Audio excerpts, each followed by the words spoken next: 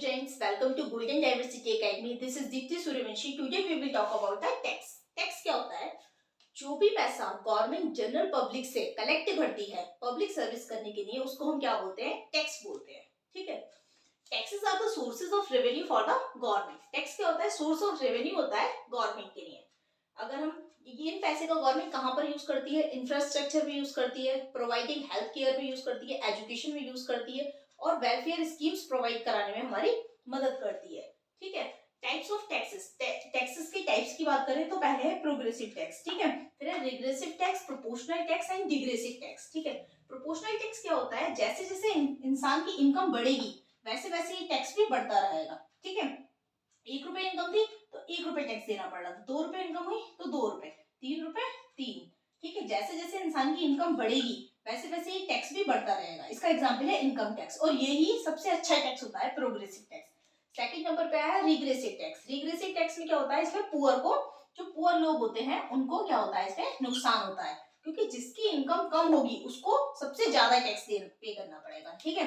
किसी की इनकम 1 रुपए है तो उसको 5 रुपए टैक्स देना पड़ रहा है. किसी की इनकम 5 रुपए है तो उसको 2 रुपए टैक्स देना पड़ रहा है. ठीक है. जिसकी इनकम ज्यादा है उसको कम टैक्स देना पड़ रहा है. ठीक है. तो ये इसमें रिच को फायदा होता है और पुअर को इसमें नुकसान होता है. ठीक है. इसका एग्जांपल है सेल्स टैक्स. ठीक है. अब आया प्रोपोर्शनल टैक्स. प्रोपोर्शनल टैक्स में क्या होता है? जैसे कि प्रोपोर्शनल टैक्स में किसी की इनकम कितनी भी हो उससे कोई फर्क नहीं पड़ता. ठीक है. उसको टैक्स उतना पे करना है तो करना ही है.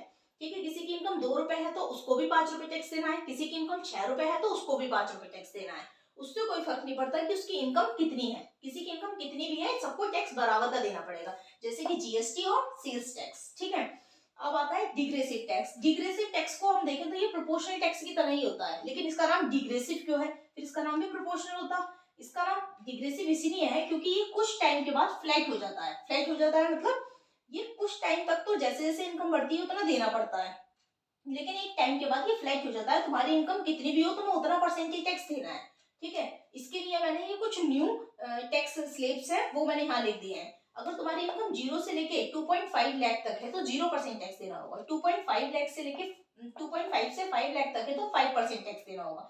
5 से लेके 7.5 तक है तो 10% देना होगा. 7.5 से 10 तक है तो 15% टैक्स देना होगा. अगर 10 लाख से लेके 12.5 लाख तक है तो 20% टैक्स देना होगा. 12.5 लाख से 15 लाख तक है तो 25% टैक्स देना होगा. और 5 लाख से या उससे ऊपर है तो तुम्हें 30% टैक्स देना होगा. ठीक है. अब इसके बाद ये डिग्रेसिव टैक्स में आएगा इनकम टैक्स. क्यों? क्योंकि एक टाइम के बाद हमें कितना ही हमारी इनकम चाहे 15 लाख हो या फिर 20 लाख हो या फिर 30 लाख हो, हमें 30% ही टैक्स देना है. ठीक है. तो एक टाइम के बाद ये जाके फ्लैट हो जाता है, तो इसे बोलते हैं डिग्रेसिव टैक्स. ठीक है. That's all about today. Thank you.